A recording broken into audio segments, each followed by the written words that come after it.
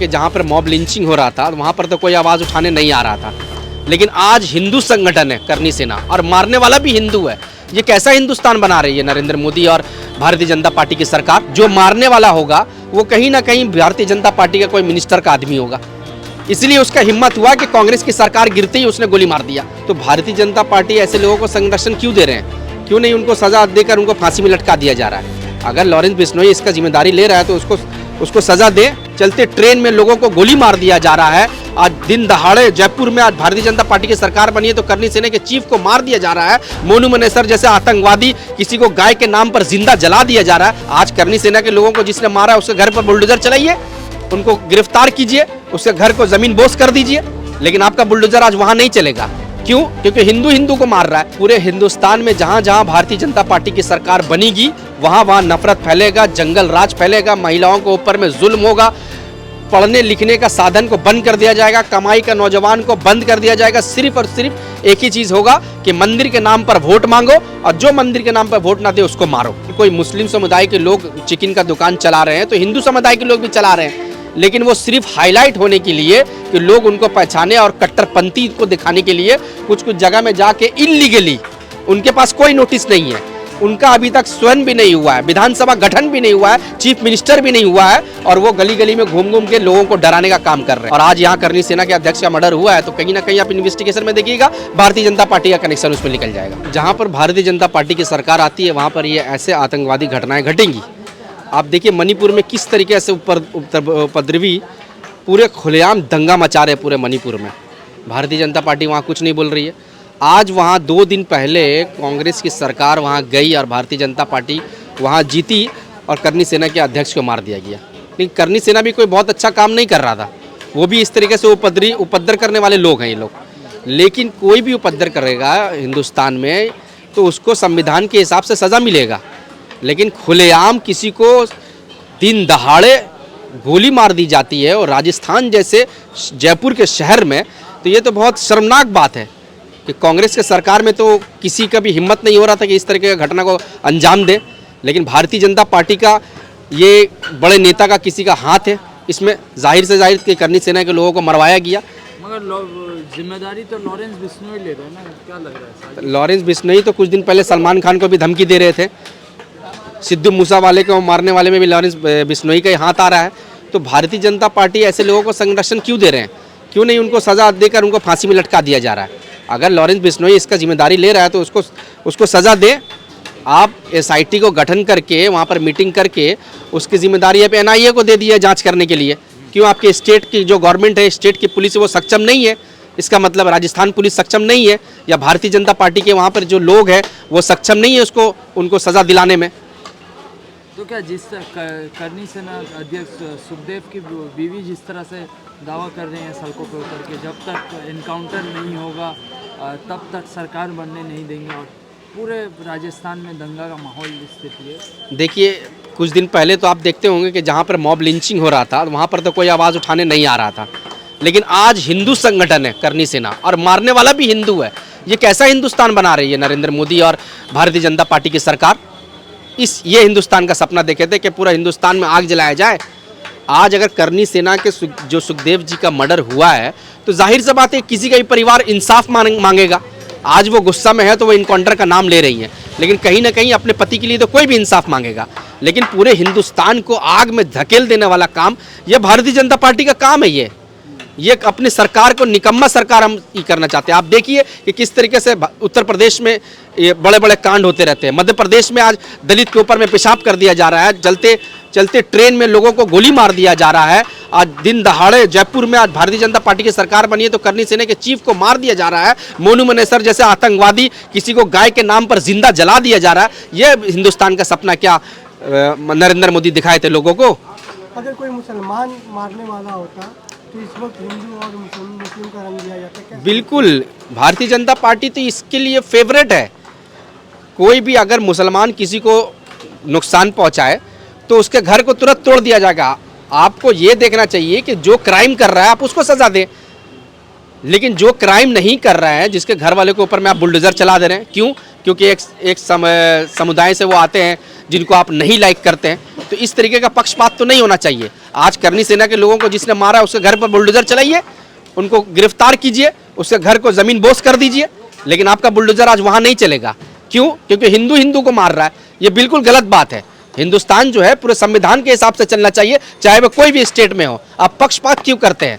पूरे मामले में भारतीय जनता पार्टी खामोश है, कोई भी लीडर तब तक उनके हिमायत में बयान नहीं दिए। तो ये देखिए, चोर तो हमेशा अपने आप को बचाने की कोशिश करेगा। जो मारने वाला होगा वो कहीं ना कहीं भारतीय जनता पार्टी का कोई मिनिस्टर का आदमी होगा। इसलिए उसका हिम्मत हुआ कि कांग्रेस की सरकार गिरते ही उसने गोली मार दिया। कांग्रेस की सरकार में उसकी हिम्मत नहीं थी। कांग्रेस की सरकार में अगर ऐसा वो करता तो 20 कांग्रेस की सरकार के पुलिस उसको पकड़कर जेल में डालने का काम करती। ऐसा हिम्मत नहीं था कि कांग्रेस का भी गुंडागर्दी को बढ़ावा देगी। यूपी के बाद अब यहाँ भी जंगल राज राजस्थान में बनने जा रहा है। फैलेगा पूरे हिंदुस्तान में। जहां जहां भारतीय जनता पार्टी की सरकार बनेगी वहां वहां नफरत फैलेगा, जंगल राज फैलेगा, महिलाओं के ऊपर में जुल्म होगा, पढ़ने लिखने का साधन को बंद कर दिया जाएगा, कमाई का नौजवान को बंद कर दिया जाएगा। सिर्फ और सिर्फ एक ही चीज़ होगा कि मंदिर के नाम पर वोट मांगो और जो मंदिर के नाम पर वोट ना दे उसको मारो। तो जंगल राज की बात आप कर रहे हैं, लोग तो भरोसा भी भाजपा पे कर रहे हैं। हाँ, देखा मैंने। 5 राज्यों का चुनाव हुआ, 3 राज्यों में भाजपा की सरकार बनी और आप जंगल राज की बात कर रहे हैं। 2 राज्य में भाजपा बुरी तरीके से हारी। तेलंगाना में कांग्रेस की बहुमत सबसे ज़्यादा लेकर आई। राजस्थान में बहुत क्लोज फाइट हुआ। मध्य प्रदेश में आपने देखा होगा कि बहुत सारे कांग्रेस के जो नेता हैं वो बैलेट पेपर जहाँ जहाँ चुनाव हुआ, बैलेट में जो वोट हुआ उस जगह में तो कांग्रेस लीड किया है। तो ईवीएम के लिए बहुत सारे लोग कोर्ट में भी आवेदन दिए हैं कि हर मीडिया, जो मेन स्ट्रीम मीडिया है, हर मीडिया सर्वे में दिखा रहा है कि कांग्रेस जीत रही है। कांग्रेस के लोग बोल रहे हैं कि कांग्रेस जीत रही है, जनता बोल रही है कि कांग्रेस जीत रही है, लेकिन अचानक रात रात भारतीय जनता पार्टी जीत गई। ये जीत हमको हजम नहीं हो रहा है। अच्छा, एक वीडियो वायरल हो रहा है जयपुर का, बीजेपी के एमएलए नॉन वेज वाले दुकान में जाते हैं कि बंद करो। बाल मुकुंद जो आपके हवा महल से जो विधानसभा जीते हैं आचार्य जी, तो आचार्य जी अपने धर्म का पहले सही से पालन करें। वहाँ पर अगर कोई मुस्लिम समुदाय के लोग चिकन का दुकान चला रहे हैं तो हिंदू समुदाय के लोग भी चला रहे हैं, लेकिन वो सिर्फ हाईलाइट होने के लिए कि लोग उनको पहचाने और कट्टरपंथी को दिखाने के लिए कुछ कुछ जगह में जाके इल्लीगली, उनके पास कोई नोटिस नहीं है, उनका अभी तक स्वयं भी नहीं हुआ है, विधानसभा गठन भी नहीं हुआ है, चीफ मिनिस्टर भी नहीं हुआ है, और वो गली गली में घूम घूम के लोगों को डराने का काम कर रहे हैं। तो क्या लगता है 5 साल में दहशत का माहौल रहेगा राजस्थान? 5 साल में क्या, 2014 के बाद तो हिंदुस्तान में दहशत का माहौल बना दिया है। आज हिंदुस्तान में कितनी महिलाएं सुरक्षित है? आप देखिए कि कल जो यूपी में रेप हुआ है, कैसे बलात्कार करके उसके प्राइवेट पार्ट में डंडा डाल दिया है। ये उत्तर प्रदेश का जंगल राज जो है योगी सरकार का, इस तरीके का राज राजस्थान में भी किसी योगी का नाम लिया जा रहा है कि वो आज राजस्थान के सीएम होंगे। तो इसी तरीके का जंगल राज होगा कि भारतीय जनता पार्टी की सरकार में कभी भी महिलाएं, नौजवान, ये लोग सुरक्षित नहीं रह सकते हैं। लेकिन मोदी जी तो यूपी को ही मॉडल पेश करते हैं, तमाम राज्यों में जाकर बोलते हैं यूपी मॉडल। हम तो हाथ जोड़ते हैं नरेंद्र मोदी जी से कि आपका गुजरात मॉडल और आपका उत्तर प्रदेश मॉडल पूरे हिंदुस्तान में मत लागू कीजिए। किस तरीके से आपके गुजरात में जब नमस्ते ट्रंप आप कर रहे थे तो गरीबों को पर्दा लगाकर छुपाया गया था। अगर आप इतना ही अन्याय किए थे गुजरात में तो क्यों गरीब का आपको झोपड़पट्टी छुपाना पड़ा था? उत्तर प्रदेश का मॉडल आप दिखाते हैं, क्या मॉडल उत्तर प्रदेश का दिखाएंगे? जहाँ पर महिलाओं को दिन दहाड़े रेप कर दिया जा रहा है, जहाँ पर मिनिस्टर टेनी का बेटा किसान के ऊपर में ट्रैक्टर और थार गाड़ी चढ़ा दे रहा है, जहाँ पे दिन दहाड़े आपका पंचायत के मेंबर औरतों का साड़ी खोल दिया जा रहा है। ये मॉडल आप पूरे हिंदुस्तान में पेश करना चाहते हैं? लेकिन यूपी पुलिस तो एक्टिव भी है ना। हाँ, यूपी पुलिस एक्टिव है ना। रात को किसी बेटी का रेप हो जाता है तो उसको जलाने का काम यूपी पुलिस रातों रात कर देती है बिना उसके माँ बाप के परमिशन लिए। यूपी पुलिस एक्टिव है ना बहुत, कि जब एमएलए बीजेपी का कोई रेप करता है तो उसको पकड़ नहीं पाती है, उसको भगाने का काम करती है। बहुत एक्टिव है यूपी पुलिस। पूरे हिंदुस्तान में यूपी पुलिस का नाम हो रहा है कि बड़े बड़े कांड में जब तक कांड हो जाता है तब तक यूपी पुलिस पहुंच रही है। यूपी पुलिस बहुत एक्टिव है। राजस्थान में जिस तरह से बाबा योगी बालानाथ का नाम आ रहा है, तो हिंदुत्व मॉडल के ऊपर में राजस्थान में सरकार बनने जा रही है, तो कैसे देखते हैं? देखिए, भारतीय जनता पार्टी तो हिंदुत्व मॉडल ही है। अब वो योगी को बनाए या जोगी को बनाए या मोदी को बनाए, योगी बाल कृष्ण जिसको भी बनाए वो भारतीय जनता पार्टी का खुद का पार्टी का डिसीजन होगा। लेकिन वहाँ की योग्य जो है वसुंधरा राज्य है, जो इतना साल से स्टेट को जानती है, स्टेट को पहचानती है, स्टेट के नफ्स को, दुख के दर्द को वसुंधरा राज समझती है। तो मेरे ख्याल से अगर वसुंधरा राज वहाँ के सीएम बने तो बाकी उनका पार्टी का पर्सनल फैसला वो खुद करें। हवा महल से बीजेपी की हवा चली है और बाबा जी कह रहे हैं कि 24 पे पूरे भारत से बीजेपी की हवा चलने वाली है। ऐसा कुछ नहीं है। आपको याद होगा कि 2003 में भी कांग्रेस मध्य प्रदेश, राजस्थान और छत्तीसगढ़ हार गई थी और 2004 में कांग्रेस बहुत बहुमत से सरकार बना के मनमोहन सिंह हिंदुस्तान के प्रधानमंत्री बने थे। तो पॉलिटिक्स सही है और पॉलिटिक्स में कभी भी कुछ भी हो सकता है।